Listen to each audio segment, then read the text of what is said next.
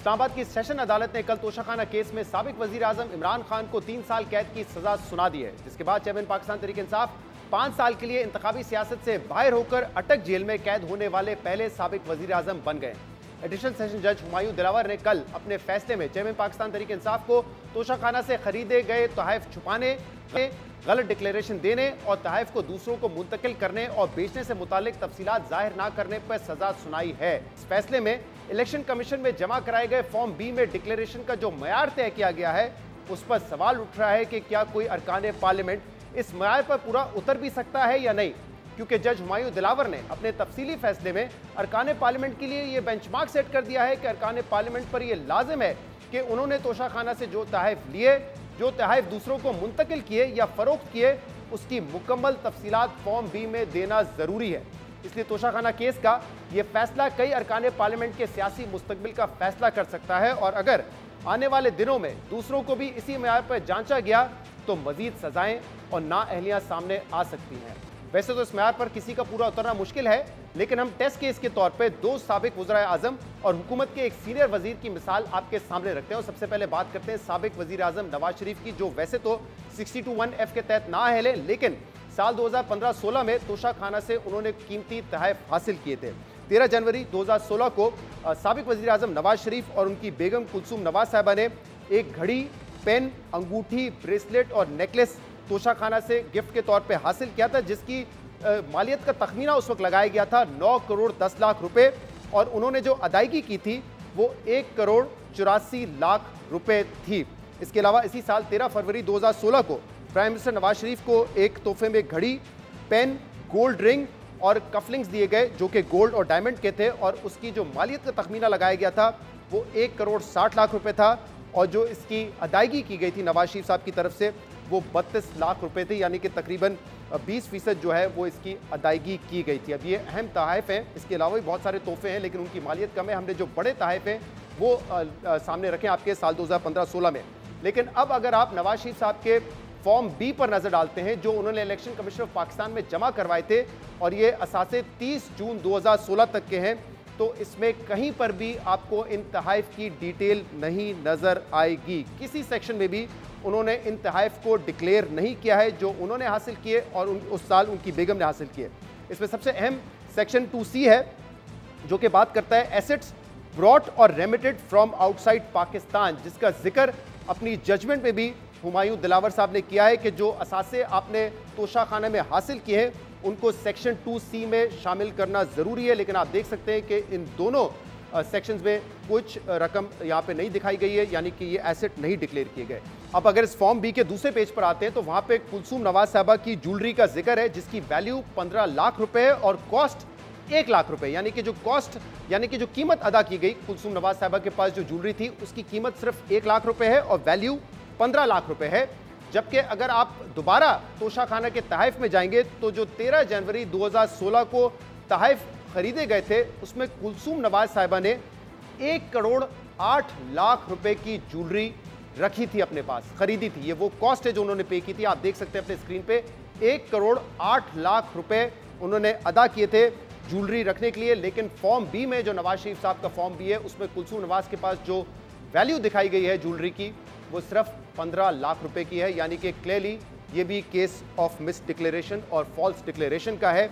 अगर जो जजमेंट है उसके मुताबिक, उसके म्यार के मुताबिक देखा जाए तो इस केस में नवाज शरीफ साहब को सज़ा भी हो सकती थी और वो नाअहल भी हो सकते थे। इसके बाद बात करते हैं एक और साबिक वज़ीर आज़म की, शाहिद खाकान अब्बासी, जो तकरीबन 1 साल तक पाकिस्तान के वज़ीर आज़म रहे। उन्होंने भी तोशाखाना से कई कीमती तहफ हासिल किए।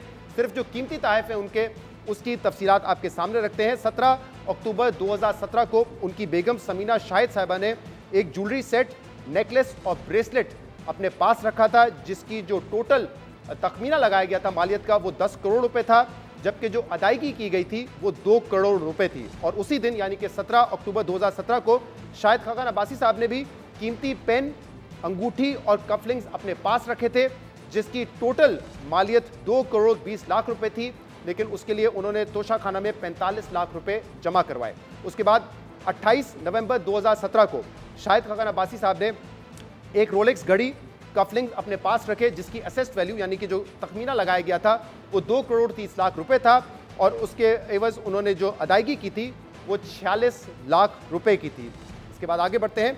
17 अप्रैल 2018 को शाहिद खकान अब्बासी साहब ने एक रोलेक्स वॉच खरीदी, कपलिंग्स लिए और पेन और रिंग। इनकी मालियत भी जो थी वो 2 करोड़ 60 लाख रुपए की थी और इस तहफ़ के जो अदायगी की गई शाहिद खकान अब्बासी साहब की जानिब से वो 52 लाख रुपए की थी। अब नज़र डालते हैं शाहिद खकान अब्बासी साहब के फॉर्म बी पे जो उन्होंने जमा करवाया है 30 जून 2018 तक, और इसमें ये तमाम तहफ़ होने चाहिए थे जो जजमेंट कल आई है हुमायूं दिलावर की उसके मुताबिक। लेकिन आप देख सकते हैं कि इस पूरे फॉर्म बी में इन तहफ़ का कहीं जिक्र नहीं है। सबसे अहम नुकता दोबारा आपको 2C दिखाते हैं जिसमें वो तहफ़ जो कि बाहर से पाकिस्तान आए हैं और तोशाखाना के तहफ़ होने चाहिए थे हुमायूं दिलावर की जजमेंट के मुताबिक, लेकिन शाहिद खकान अब्बासी साहब ने यहाँ पे कोई एंट्री शो नहीं की है।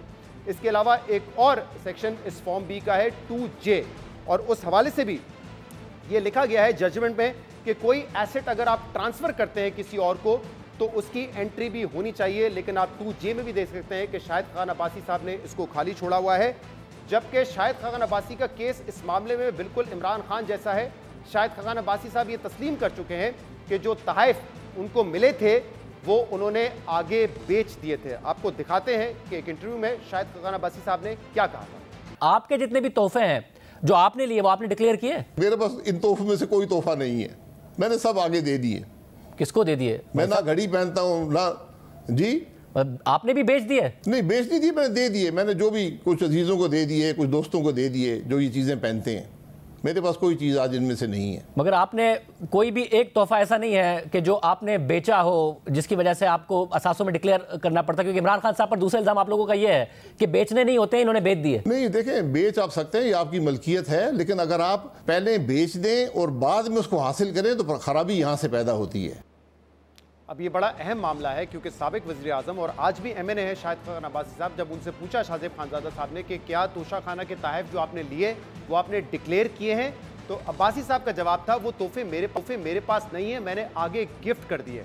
अब जो जजमेंट कल आई है हुमायूं दिलावर साहब की वो ये वाजे करती है कि अगर आपने तोहफा लिया हो और तोहफा किसी को बेच भी दिया हो तब भी वो डिक्लेयर करना ज़रूरी है, अदरवाइज वो मिस डिक्लेरेशन और झूठी डिक्लेरेशन के ज़ुमरे में आएगा। इसके अलावा बात करते हैं ख्वाजा आसिफ साहब के हवाले से।